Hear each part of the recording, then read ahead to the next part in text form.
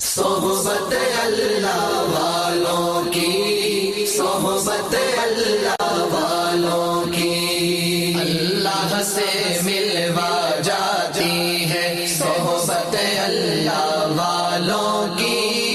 اپنا رنگ دکھا جاتی ہے صحبت اللہ۔ الحمد لله نحمده ونستعينه ونستغفره ونؤمن به ونتوكل عليه ونعوذ بالله من شرور أنفسنا ومن سيئات أعمالنا، من يهده الله فلا مضل له ومن يضلله فلا هادي له، ونشهد أن لا إله إلا الله وحده لا شريك له، ونشهد أن سيدنا وسندنا وحبيبنا ونبينا ومولانا محمدا عبده ورسوله، وصلى الله عليه وعلى آله وأصحابه وبارك وسلم تسليما كثيرا كثيرا، أما بعد۔ باب المعاصي من أمر الجاهلية ولا يكفر صاحبها بارتكابها إلا بالشرك، لقول النبي صلى الله عليه وسلم إنك امرؤ فيك جاهلية، وقول الله تعالى إن الله لا يغفر أن يشرك به ويغفر ما دون ذلك لمن يشاء، وإن طائفتان من المؤمنين اقتتلوا فأصلحوا بينهما فسماهم المؤمنين۔ وبه قال حدثنا عبد الرحمن بن المبارك قال حدثنا حماد بن زيد قال حدثنا أيوب ويونس عن الحسن عن الحنيف عن الأحنف ابن قيس قال ذهبت لأنصر هذا الرجل فلقيني أبو بكرة فقال أين تريد؟ فقلت أنصر هذا الرجل، قال ارجع فإني سمعت رسول الله صلى الله عليه وسلم يقول إذا التقى المسلمان بسيفهما فالقاتل والمقتول في النار، قلت يا رسول الله هذا القاتل فما بال المقتول؟ قال إنه كان حريصا كان على قتل صاحبه۔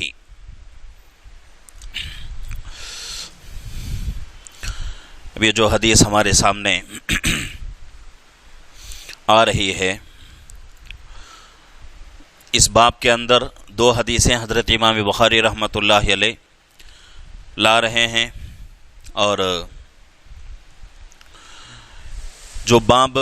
باندھ رہے ہیں حضرت امام بخاری رحمۃ اللہ علیہ، باب المعاصی من امر الجاہلیتی، گناہ کے جو کام ہیں وہ جاہلیت کے زمانے کے ہیں، ولا یکفر صاحبها بارتکابها الا بالشرک، اور گناہ کرنے والے کو کافر نہیں کہا جائے گا الا یہ کہ وہ آدمی شرک کرے۔ گناہ کرنے والے کو کافر نہیں کہیں گے، اگر وہ آدمی شرک کر رہا ہے تب وہ آدمی ایمان کے دائرے سے نکل جائے گا۔ یہاں جو حدیث ہمارے سامنے آ رہی ہے، اس میں یہ بتایا جا رہا ہے کہ ایک صحابی جو ہے احنف ابن قیس روایت کرتے ہیں کہ ایک صحابی نکلے حضرت علی رضی اللہ عنہ کی مدد میں۔ حضرت علی رضی اللہ عنہ اور ایک صحابی کے درمیان کچھ بات ہو گئی تھی، تو اس وجہ سے ایک صحابی حضرت علی رضی اللہ عنہ کے طرفداری میں نکلے اور ان کے ہمت افزائی کے لیے اور ان کے سپورٹ میں ایک صحابی نکلے، تو درمیان میں حضرت ابو بکر رضی اللہ عنہ سے ان کی ملاقات ہوئی۔ فقال، حضرت ابو بکر رضی اللہ عنہ نے کہا این تریدو، کہاں کا ارادہ ہے؟ قلت، انہوں نے کہا انصر ھذا الرجل، اس آدمی کی مدد کے لیے جا رہا ہوں، یعنی اس آدمی سے مراد حضرت علی رضی اللہ عنہ ہیں۔ تو حضرت ابو بکر رضی اللہ عنہ نے کہا ارجع، یہاں سے واپس لوٹ جاؤ، فإنی سمعت رسول اللہ صلی اللہ علیہ وسلم یقول، کہ حضرت اللہ کے نبی صلی اللہ علیہ وسلم کو فرماتے ہوئے میں نے سنا ہے کہ اذا التقى المسلمان بسيفهما، جب دو مسلمانوں میں لڑائی ہو جائے، دو مسلمان لڑنے کے لیے تلوار نکال لیں، فالقاتل، تو اس میں سے جو قتل کرنے والا ہے، اور والمقتول، اور جس کو قتل کیا جا رہا ہے، دونوں فی النار، دونوں بھی جہنمی ہیں، یعنی قتل کرنے والا بھی جہنمی اور جس کو قتل کیا جا رہا ہے، جس کو مارا جا رہا ہے، وہ بھی جہنمی۔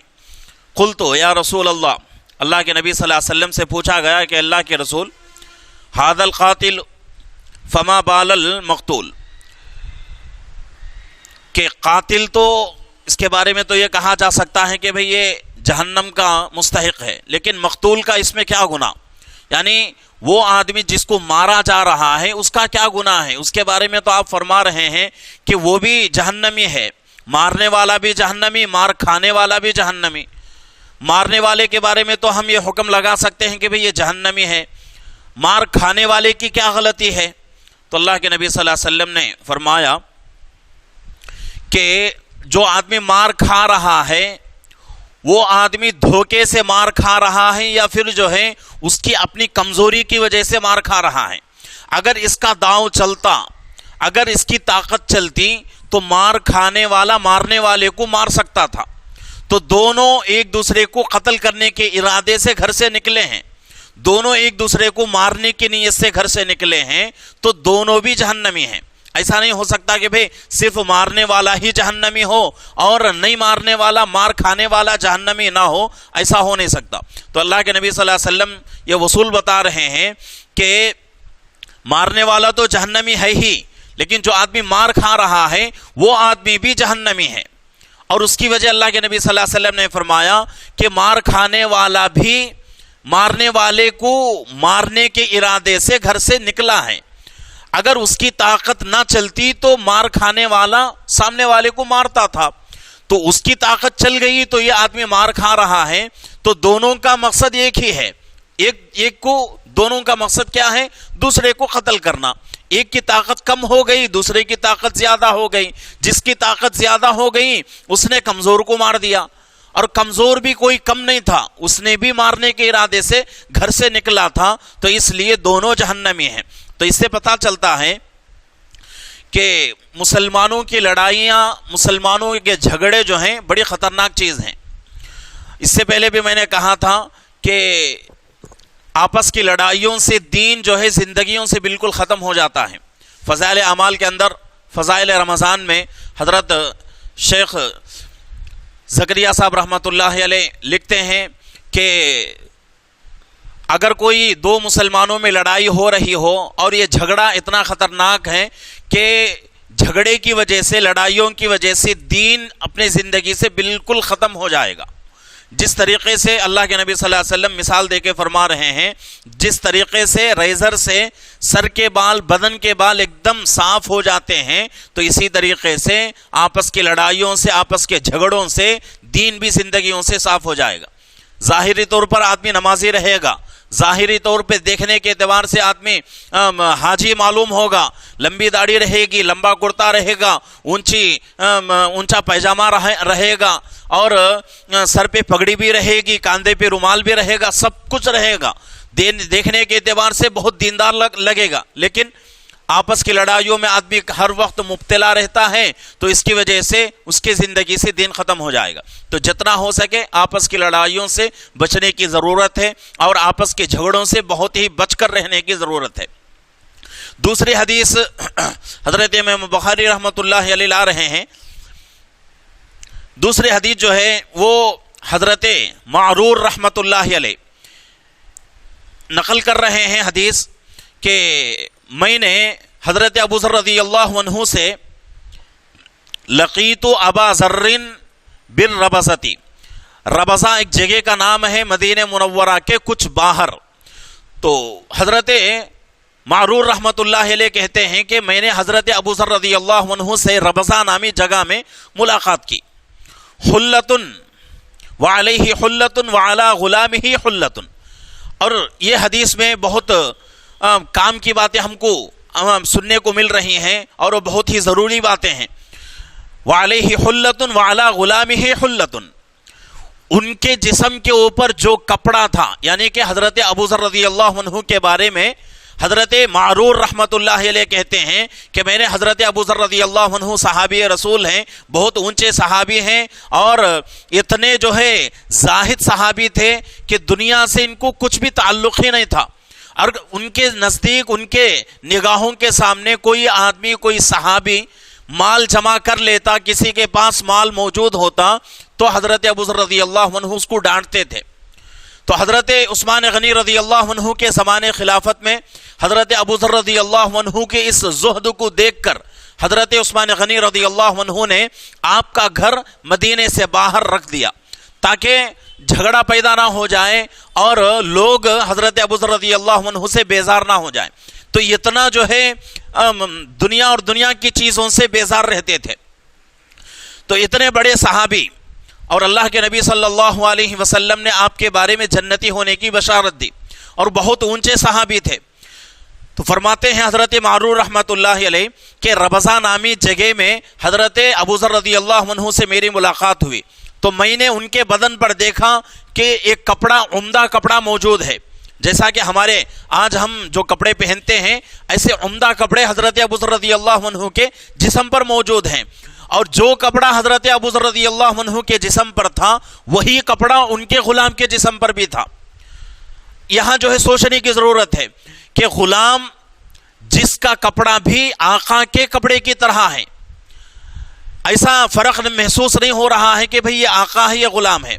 دونوں کے بارے میں اگر کوئی آدمی دونوں کو ایک مرتبہ دیکھ لے تو کوئی یہ فیصلہ نہیں کر سکتا کہ بھئی یہ آقا ہے یہ غلام ہے، دونوں کا لباس ایک جیسا۔ تو حضرت معرور رحمت اللہ علیہ فسألتہ عن ذالک، فرماتے ہیں کہ میں نے اس چیز کے بارے میں حضرت ابو ذر رضی اللہ عنہ سے پوچھا کہ بھئی یہ کیا معاملہ ہے، تمہارے بدن کے اوپر بھی وہی کپڑا اور تمہارے غلام کے بدن کے اوپر بھی وہی کپڑا، دونوں کے کپڑوں میں کوئی فرق نہیں، کیا بات ہے؟ تو فقال، حضرت ابو ذر رضی اللہ عنہ نے فرمایا انی ساببت رجلا، ایک مرتبہ ایسا ہوا کہ اللہ کے نبی صلی اللہ علیہ وسلم کے نگاہوں کے سامنے میں نے ایک آدمی کو گالی دی، اور گالی کیا تھی؟ فعیرتہ بأمہ، میں نے اس کے ماں کے بارے میں اس کو عار دلایا، وہ کالی کے بیٹے، یہ الفاظ حدیث کے اندر لکھے ہوئے ہیں۔ تو اس طریقے سے حضرت ابو ذر رضی اللہ عنہ نے اس آدمی کو کہا وہ کالی کے بیٹے۔ تو حضرت ابو ذر رضی اللہ عنہ کے اس جملے پر اللہ کے نبی صلی اللہ علیہ وسلم فرما رہے ہیں فقال للنبی صلی اللہ علیہ وسلم یا ابا ذر، اے ابو ذر، اللہ کے نبی صلی اللہ علیہ وسلم نے مجھ سے فرمایا اے ابو ذر، اعیرتہ بامہ، کہ تم اس کو اس کے ماں کے بارے میں عار دلاتے ہو، یعنی کہ تم اس کو ماں کی گالی دیتے ہو۔ اور اس کے بارے میں اس کے بعد فرما رہے ہیں انکا امرؤ فیک جاہلیت، کہ تم ایک ایسے انسان ہو کہ زمانے جاہلیت کے کچھ باتیں تمہارے اندر آج بھی موجود ہیں، یعنی کہ گالی دینا اور برا بھلا کہنا یہ زمانے جاہلیت کی باتیں ہیں۔ آج بھی اگر کوئی مسلمان پڑھا لکھا جس کے زبان سے گالی نکل جائے تو سننے والوں کو بڑا تعجب معلوم ہوتا ہے کہ بھئی اتنا دیندار آدمی اور اتنا نمازی، اتنا جو ہے پابندی کرنے والا، یہ آدمی گالی نکال رہا ہے۔ تو گالی کون دیتا ہے؟ آج کے معاشرے کے اندر بھی گالی کس سے جو ہے گالی کا تعلق ہوتا ہے؟ وہ آدمی جو دنیا دار ہے،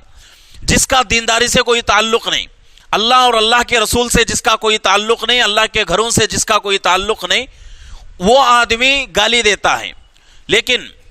یہاں جو ہے حضرت ابو ذر رضی اللہ عنہ صحابی رسول ہیں، ان کے زبان سے یہ الفاظ نکل گئے وہ کالی کے بیٹے، تو اللہ کے نبی صلی اللہ علیہ وسلم نے منع فرمایا اور کہا کہ اے ابو ذر، زمانے جاہلیت کی کچھ باتیں تمہارے اندر آج بھی موجود ہیں،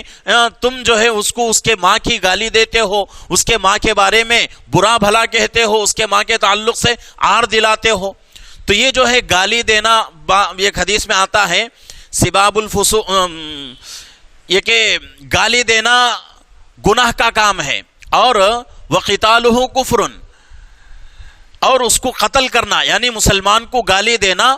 گناہ کا کام اور اس کو قتل کرنا کفر ہے۔ تو گالی دینا جو ہے شریعت کے اندر گالی بہت بڑا گناہ ہے اور اکبر الکبائر میں اس کا شمار ہوتا ہے. کبیرہ گناہ نہیں بلکہ اکبر الکبائر، کبیرہ گناہوں میں بھی بڑا گناہ. تو گالی سے جو ہے اپنی زندگی کو پاک رکھنے کی ضرورت ہے. آج ہم جو ہے کسی چھوٹی موٹی بات کے اوپر کسی سے ناراض ہو جائیں، کسی کے اوپر غصہ آ جائے تو ہم غصے کو کیسے ٹھنڈا کرتے ہیں، اس کو گالی دیتے ہیں. اور بہت سارے لوگ تو اتنی بری گالیاں دیتے ہیں، اتنی گندی گالیاں دیتے ہیں. تو اللہ حفاظت فرمائے ان لوگوں کو کہ کیسے زبان پر وہ گالی آتی ہے، کیسے جو ہے ان کو جو ہے گالی دینے کا دل کرتا ہے. تو یہ جو ہے بڑی بری بات ہے. وہی آدمی گالی دیتا ہے جس کے اندر کچھ شرم حیا نہیں رہتی. گالی دینا بہت بڑا گناہ ہے، اور گالی دینے کی وجہ سے ایک تو ہمارا دل گنہگار، ہماری زبان گنہگار، اور سامنے والے کو تکلیف بھی ہوگی. تو تین گناہ جمع ہو جائیں گے. تو اس لیے ضروری ہے گالیوں سے، بری باتوں سے اپنی زبان کو محفوظ رکھنا ہے. تو اللہ کے نبی صلی اللہ علیہ وسلم فرماتے ہیں کہ اے ابو ذر، تم ایک ایسے انسان ہو کہ جاہلیت کی باتیں تمہارے اندر آج بھی ہیں. اخوانکم خولکم، تمہارے باندیاں اور تمہارے جو غلام ہیں یہ تمہارے خادم ہیں. اور یہاں فرمایا جا رہا ہے کہ وہ تمہارے ماتحت رہتے ہیں اور تم ان کے آقا ہو. اور اس بات کی فکر تم کو ضروری ہے، اس بات کی فکر کرنے کی ضرورت ہے کہ جو لوگ تمہارے نیچے رہتے ہیں، تمہارے ماتحت رہتے ہیں، اور وہ یہ مسئلہ آج کے زمانے میں بھی فٹ ہوتا ہے. آج کل تو غلاموں کا زمانہ نہیں، باندیوں کا زمانہ نہیں، لیکن پھر بھی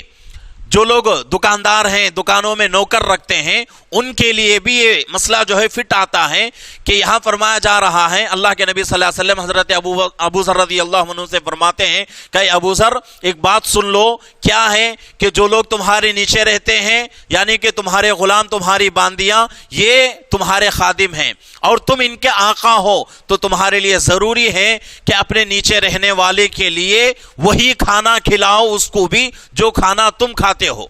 اور وہی کپڑا اس کو بھی پہناؤ جو کپڑا تم پہنتے ہو. تو اوپر جو الفاظ ہمارے سامنے آئے کہ حضرت معرور رحمت اللہ علیہ نے حضرت ابو ذر رضی اللہ عنہ کو ربضہ نامی جگہ میں دیکھا. کیا حالت تھی ان کی کہ ان کے جسم پر جو کپڑا تھا وہی کپڑا ان کے غلام کے جسم پر بھی تھا.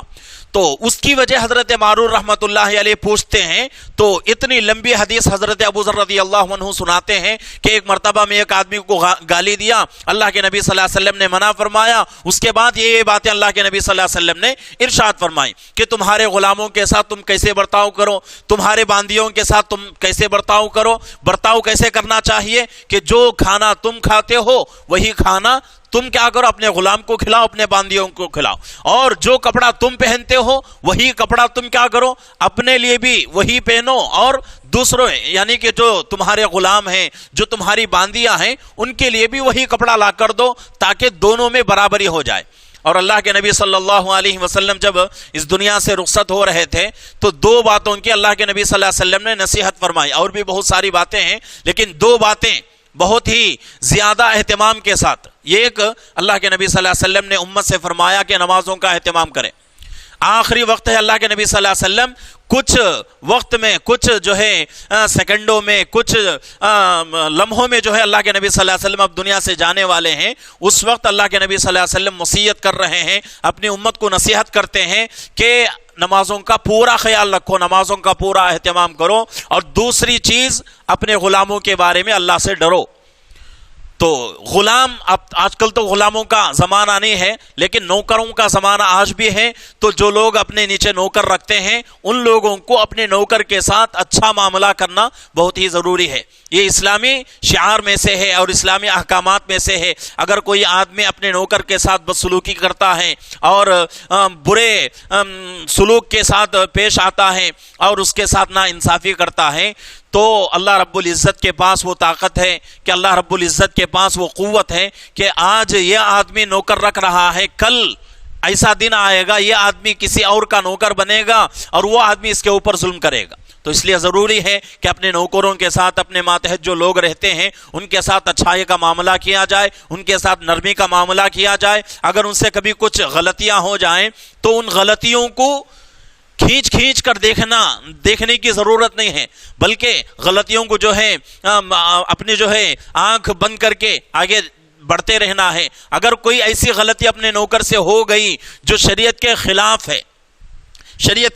ہے، جیسا کہ بہت سارے گناہ ہیں، شراب پینا، جوا کھیلنا، اگر ایسی غلطیاں سرزد ہو رہی ہیں اپنے نوکروں سے، تو اس وقت ہمیں حق رہتا ہے کہ ہم جو ہے اس کو نصیحت کریں، اور نصیحت سے بات نہیں چلتی تو ہم کیا کریں، اس کو ادب سکھانے کے لیے، اس کو اس گناہ سے بچانے کے لیے ایک دو مار ہم مار بھی سکتے ہیں، اور وہ مار کیسا ہو کہ اس مار کی وجہ سے اس کے بدن کے اوپر نشان نہ آئے، نشان نہیں آنا چاہیے، ایسا مار ہم مار سکتے ہیں۔ اور یہی حکم بیویوں کے تعلق سے بھی ہے کہ کسی کی بیوی جو ہے بہت ہی ٹیڑھی ہے، بہت ہی ہٹ دھرم ہے، ضدی پن میں آ چکی ہے، کوئی بات کا لحاظ نہیں کرتی، اللہ کے حکموں کو توڑتی ہے، تو اس وقت شوہر کو شریعت اجازت دیتی ہے کہ مارے اپنے عورت کو، لیکن کیسا مار؟ ایسا مار مارنا چاہیے جس سے عورت کے بدن کے اوپر نشان نہ آئے۔ تو یہ بھی جو ہے طریقہ ہے شریعت کے اندر۔ تو یہاں جو ہے غلاموں کے بارے میں اور باندیوں کے بارے میں فرمایا گیا ہے، تو اس کا آج بھی جو ہے اس کے اوپر ہم کو عمل کرنے کی ضرورت ہے۔ آگے اللہ کے نبی صلی اللہ علیہ وسلم فرماتے ہیں کہ وہ کھانا جو تم کھاتے ہو وہی کھانا اپنے نوکروں کو کھلاؤ، وہ کپڑا جو تم پہنتے ہو وہی کپڑا اپنے نوکروں کو پہناؤ، اور اپنے نوکروں کو، اپنے غلاموں کو، اپنے باندیوں کو اس کام کا حکم نہ کرو جو کام وہ خود نہیں کر سکتے، یعنی کہ ان کی طاقت سے جو کام باہر ہے اس کام کا کبھی بھی حکم نہیں کرنا چاہیے، چاہے نوکر ہی کیوں نہ ہو، چاہے اپنے بچے ہی کیوں نہ ہو، کسی کو بھی جو ہے اس کی طاقت سے بڑھ کر کسی کام کا مکلف نہیں کرنا چاہیے۔ جب اللہ رب العزت ہی قرآن میں کہہ رہے ہیں لا یکلف اللہ نفسا الا وسعہا، کہ ہم کسی انسان کو اس کی طاقت سے بڑھ کر اس کے اوپر بوجھ نہیں ڈالتے، تو جب اللہ کا یہ قانون ہے تو ہم اور آپ انسان ہیں، ہمارا اور آپ کا کس میں شمار ہوگا؟ تو اس لیے ضروری ہے کہ اپنے بچوں کے تعلق سے یا اپنے نوکروں کے تعلق سے، اپنے ماتحت جو لوگ رہتے ہیں ان کے تعلق سے اس بات کا بہت ہی خیال رکھنے کی ضرورت ہے۔ آگے اللہ کے نبی فرماتے ہیں کہ اگر تم ایسے کام کا حکم کرنا چاہتے ہو جو کام ان کی طاقت سے باہر ہے، تو تمہارے لیے ضروری ہے حکم کرنے کے بعد اس کام کو پورا کرنے میں تم خود مدد کرو، تم خود نوکر کی مدد کرو، نوکر سے جو ہے نوکر کے کام میں ہاتھ بٹاؤ تو وہ کام آسانی کے ساتھ ہو جائے گا، اور تمہارا بھی بوجھ ہلکا ہو جائے گا اور نوکر بھی خوش ہو جائے گا۔ تو یہ جو ہے شریعت ہماری اتنی اچھی شریعت ہے، اتنا اچھا مذہب ہے ہمارا کہ جس میں نوکروں کا، غلاموں کا، باندیوں کا بھی جو ہے خیال کرنے کا حکم دیا گیا ہے۔ اللہ کا بہت بڑا احسان ہے کہ اللہ نے مجھے اور آپ کو ایسے مذہب میں زندگی گزارنے کا موقع دیا ہے، ایسے شریعت میں زندگی گزارنے کا موقع دیا ہے۔ تو اس چیز کے اوپر، اس نعمت کے اوپر اللہ کا صدہا، یعنی کہ 1000 بار شکر ادا کریں تب بھی جو ہے اس کا شکر ادا نہیں ہو سکتا۔ تو ہماری شریعت ایسی شریعت ہے۔ تو لیکن آج کل جو شریعت کے اوپر، اسلام کے اوپر جو انگلیاں اٹھ رہی ہیں کہ لوگ کہتے ہیں کہ بھئی اسلام دوسروں کو قتل کرنے کا حکم دیتا ہے، دوسروں کو جو ہے مارنے کا حکم دیتا ہے، تو یہاں جو ہے نوکروں کے بارے میں شریعت خیال کر رہی ہے، تو دوسرے کو مارنے کا حق کیسے مل جائے گا شریعت کے اندر؟ تو یہ جو ہے بہت بعید باتیں ہیں اور بہت ہی جو ہے نا انصافی والی باتیں ہیں کہ کچھ لوگ جو ہے دوسروں کو، عام لوگوں کو جو ہے بیوقوف بنا دیتے ہیں، کچھ جو ہے حدیثیں لے کر۔ اس سے پہلے ایک حدیث گزری تھی جس کے بارے میں میں نے کہا تھا کہ لوگ اسی حدیث کو لے کر جو ہے وبال کھڑا کرتے ہیں اور اسی حدیث کو جو ہے دلیل بنا کر کہتے ہیں کہ بھئی دیکھو شریعت کے اندر، اسلام کے اندر جہاد کا حکم دیا گیا۔ تو یہ جو ہے یہ سب باتیں کیوں ہوتی ہیں؟ ہٹ دھرمی پر یا پھر جو ہے کم علمی کی وجہ سے ہوتی ہیں۔ لیکن اصل بات یہ ہے کہ ہماری شریعت جو ہے، ہمارا اسلام جو ہے بہت ہی اچھا اور بہت ہی بہترین مذہب ہے کہ جس کے اندر نوکروں کے اور غلاموں کے اور باندیوں کے بھی حقوق کا رعایت کرنے کا حکم دیا گیا ہے۔ تو دوسروں کو مارنے کا اس کے اندر حکم بالکل نہیں ہے۔ تو لوگ جو ہے اس کو جو ہے غلط طریقے سے پبلک کے اندر جو ہے اس کو پھیلاتے رہتے ہیں، پروپیگنڈا کرتے رہتے ہیں، تو ان کی باتوں میں کبھی بھی نہیں آنا چاہیے۔ اصل بات کو سمجھنا چاہیے، سمجھ کر جو ہے اس کو آگے اپنی زندگی میں لانے کی کوشش کرنا ہے۔ اللہ رب العزت سے دعا ہے کہ اللہ رب العزت ہم تمام کو صحیح طریقے سے زندگی گزارنے کی توفیق عطا فرمائے۔